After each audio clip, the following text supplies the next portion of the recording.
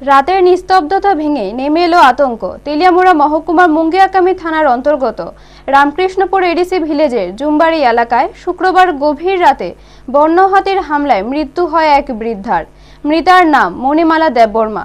রাত প্রায় 2টা নাগাদ নিজ বাড়িতেই এই মর্মান্তিক ঘটনা ঘটে। ঘটনার পরেই এলাকায় তীব্র ক্ষোভ ছড়িয়ে পড়ে।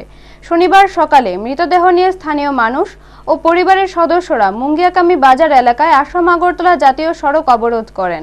দীর্ঘক্ষণ ধরে অবরোধ চলায় যান চলাচল সম্পূর্ণ ব্যাহত হয়। পরিস্থিতি নিয়ন্ত্রণে আনতে ঘটনাস্থলে পৌঁছান বন দপ্তরের আধিকারিক ধীরেন কলই।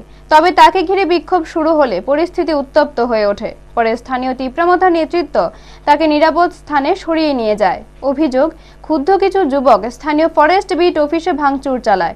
পাশাপাশি সংসদ সংগ্রহ করতে গিয়ে 2 সাংবাদিক হিরণময় রায় ও নরেন চক্রবর্তী আক্রমণের শিকার হন। নরেন চক্রবর্তীকে মারধরের অভিযোগ উঠেছে। পরিস্থিতি সামাল দিতে এলাকায় বিশাল পুলিশ বাহিনী মোতায়েন করা হয়েছে। পরে ঘটনাস্থলে পৌঁছে মহকুমার শাসক অপূর্ব কৃষ্ণ চক্রবর্তী স্থানীয়দের সঙ্গে কথা বলে পরিস্থিতি শান্ত করার চেষ্টা করেন।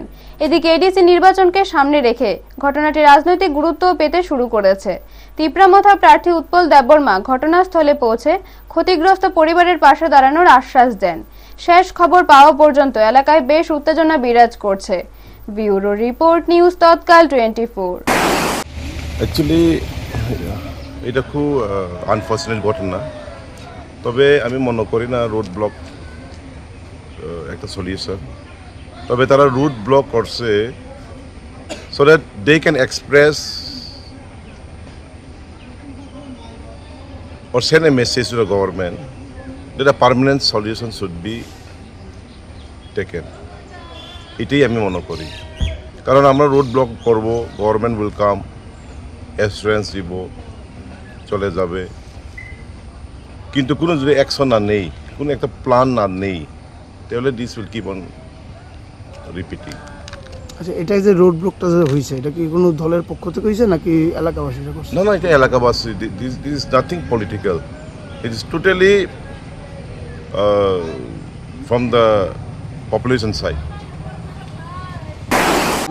কি দিয়েছে ঘটনা? আমরা একটা খবর পাইছি যে জুমবাড়ি এলাকায় হাতির আক্রমণে মৃত হয়েছে এক মহিলা। খবরটা সংগ্রহ করতাম সংগ্রহ করলাম। তারপরে রাস্তা অবরোধ করলো তারা। রাস্তা অবরোধ আমরা ফুটেজ কভার করছি। হঠাৎ কইরা তারা ভাঙচুর চালাইছে অফিস কাছারিতে। কোন অফিস? এটা বন দপ্তরের অফিস। সেখানে আমরা ফুটেজ কভার করতে গিয়েছিলাম। হঠাৎ করে চড়াও হয়েছে আমার উপর যে কেন আমরা ফুটেজ নিচ্ছি, ফুটেজ ডিলিট করো। আমরা বলছি যে হ্যাঁ, ফুটেজ ডিলিট করে দেবো, সেটা আমার প্রয়োজন না।